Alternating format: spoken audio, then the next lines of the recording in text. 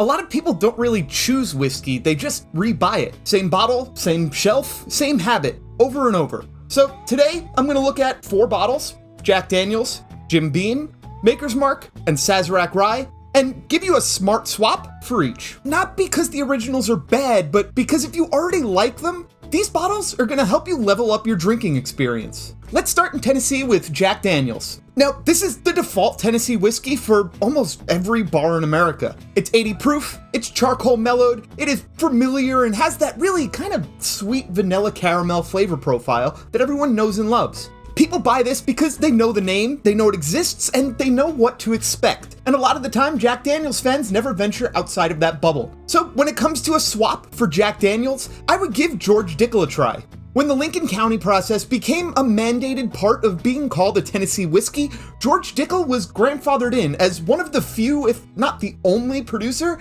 that didn't have to use it. The result is a little bit more complexity, and you get this kind of flinty mineral edge that makes this stand out from the crowd when it comes to your Tennessee whiskeys. Now let's move on to the only rye on the list, Sazerac Rye. Sazerac Rye is the most famous rye that I can think of. It even has a cocktail named after it. But it's not the only rye out there, and I don't think it's the best. Not that it's bad, just not the best. Sazerac comes in at 90 proof and has that typical rye spice coupled with some vanilla and citrus sweeter notes. It feels classic, it's got name recognition, and it feels like the right rye to buy. But for me personally, my favorite rye in this price point is Wild Turkey 101 Rye.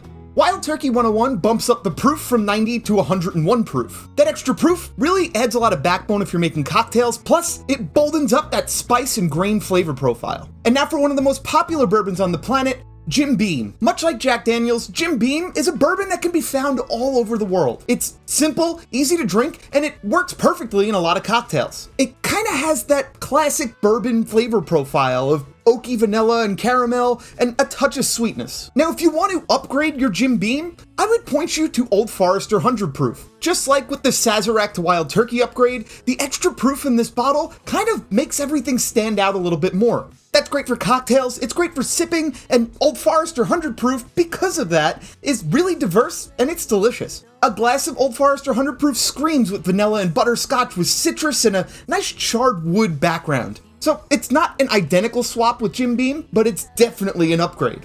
And finally, let's talk about Maker's Mark. Maker's Mark is the soft and easy to drink wheated bourbon that a lot of America loves and latches onto. They use soft red winter wheat instead of rye to avoid the bitter and spicy notes that you get from rye. That's why Maker's Mark is so smooth and creamy and soft. Now, if you like Maker's Mark because of that, then I would urge you to try out Bernheim. Now, Bernheim is a 7-year whiskey that's neither bourbon nor rye. This is a wheat whiskey. That means it's made with 51% wheat, backed up by corn and barley. So if you really like the softness of Maker's Mark, Bernheim 7-year wheat whiskey is a delicious bottle that you should definitely try out next. It often gets overlooked because it's not normally in the bourbon section and it's not in the rye section. A lot of people don't know what wheat whiskey is, and this is a great entry to it. So if you want to check out any of these, including the original bottles that I'm giving you swaps for, I'll put a link down in the description for every one of them. You can check them all out, click around the site, and maybe discover something all on your own. Now, don't forget to share this video with a friend because whiskey's always better when you're sharing it with someone else. Anyway, that's going to be it for me this week,